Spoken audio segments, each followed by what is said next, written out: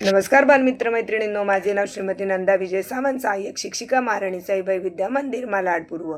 100 दिवस 100 बोधकथा वाचन या उपक्रमाअंतर्गत आज मी तुमच्यासमोर कथा क्रमांक 96 सादर करत आहे. कथेचं शीर्षक आहे पक्ष्यांचे घरटे. मक्याच्या एका शेतात चिमणीचे घरटे होते. त्यात चिमणी आणि तिची छोटी छोटी पिल्ले आनंदाने राहत होती. मक्याची कापणी होईपर्यंत तरी ते घरटे सुरक्षित होते. एके दिवशी शेतकरी शेतात उभा राहून सोबत असलेल्या व्यक्तीला म्हणाला, दादा, मी माझ्या नातेवाईकांना बोलवून आता हे मक्याचे पीक कापणार आहे.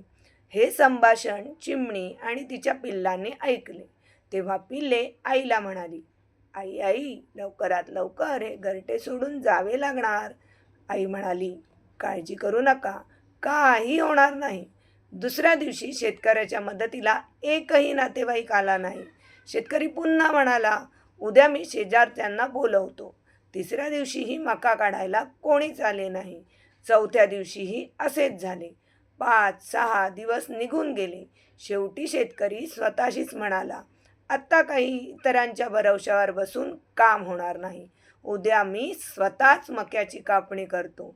हे चिमणीने ऐकले आणि ती पिल्लांना म्हणाली, बाळांनो, आत्ता उद्या उजाडण्यापूर्वीच आपणास हे घरटे सोडून जावे लागणार. कारण शेतकऱ्याला आता जाणीव झाली आहे की स्वतःचे काम स्वतः केल्याशिवाय पिकाची कापणी होणार नाही.